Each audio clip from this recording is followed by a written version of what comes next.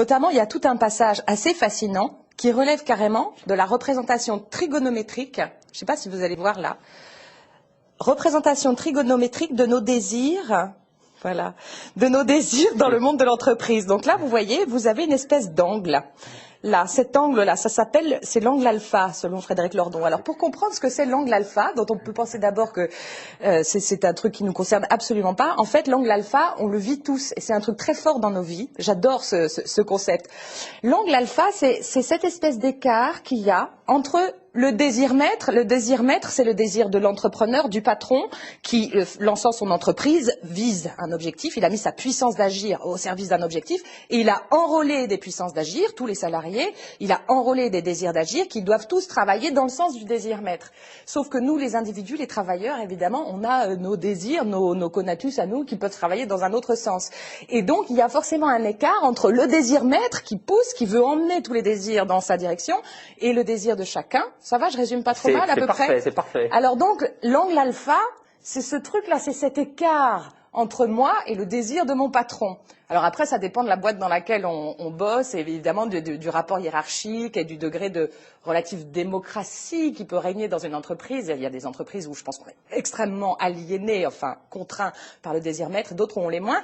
Et donc, vous parlez de cet angle alpha comme quelque chose que le néolibéralisme veut réduire à zéro. Le projet du libéralisme, c'est de faire en sorte que nos désirs les plus profonds, les plus intimes, rejoignent totalement le désir maître, néolibéralisme, et qu'on s'identifie, qu'on épouse, au sens quasiment littéral, qu'on épouse le désir maître, tandis qu'on fait tous l'expérience donc d'une forme de réticence, de dissidence, et donc vous expliquez qu'au fond la dissidence, c'est le désir orthogonal, c'est de maintenir un écart, et même on peut imaginer une ouverture et une remise à plat.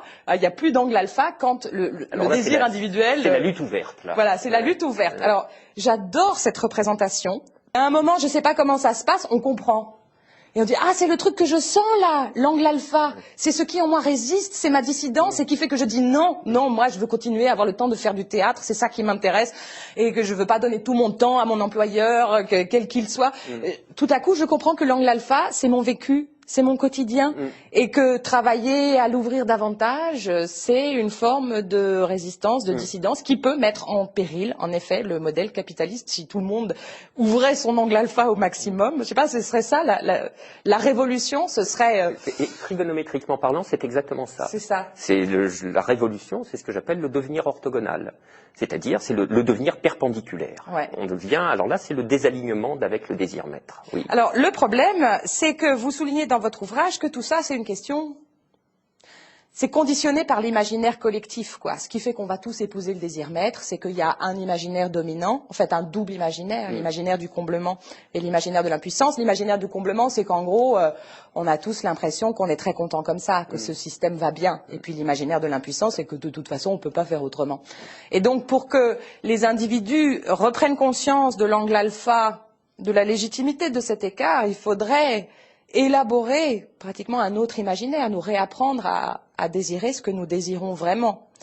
Et j'ai l'impression que sur cette question-là, comment on façonne un imaginaire collectif, on ne sait plus très bien comment s'y prendre. Votre livre s'arrête un peu là, enfin en disant, voilà, il faut refonder un imaginaire, mais comment qu'on fait? Il s'arrête par incapacité à le penser, et d'ailleurs, je crois que même s'il en était capable, il faudrait qu'il se censure malgré tout, parce que l'ingénierie, le constructivisme du désir ou de l'imaginaire est un truc qui mène qui mène au pire. Bah quoi. oui. Je veux dire, on ne refait pas de manière délibérée, on ne fabrique pas de manière délibérée des imaginaires collectifs.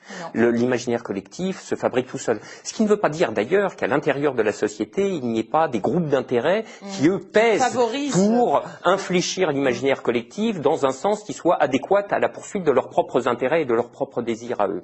Alors, qu'est-ce qu'on peut faire dans cette affaire? Bien, tout ce qu'on peut faire, c'est contribuer à émettre des idées, à émettre des petites idées qui permettent aux gens de commencer à penser qu'il peut en aller différemment, etc. Et donc, c'est par le cumul de ces micro-contributions complètement éparpillées que ça se refait, c'est-à-dire comment ça se passe, par exemple, la reconfiguration de l'imaginaire qui détruit l'imaginaire féodal et qui fait surgir un imaginaire des individus libres et égaux. Ouais. C'est une affaire qui prend des siècles, qui commence par des travaux obscurs de philosophes, ça se répand, ça se diffuse par vulgarisation, après que ça a été élaboré conceptuellement, etc.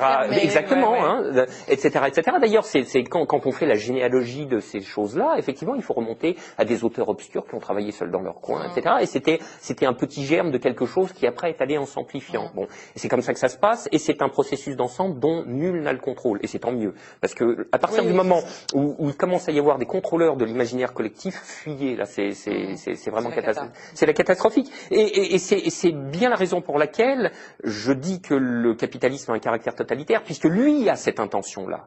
Lui a l'intention de remodeler de l'intérieur nos imaginaires, nos désirs et nos affects. C'est-à-dire, pour reprendre très cursivement la métaphore des vecteurs, c'est-à-dire la métaphore de l'alignement, il a pour projet de nous faire sentir d'une manière telle que nos désirs deviennent absolument conformes aux siens, aux désirs du capital. Et c'est ça que cherche le patron. Le patron est quelqu'un qui a un certain objet de désir, qui poursuit un certain objet de désir.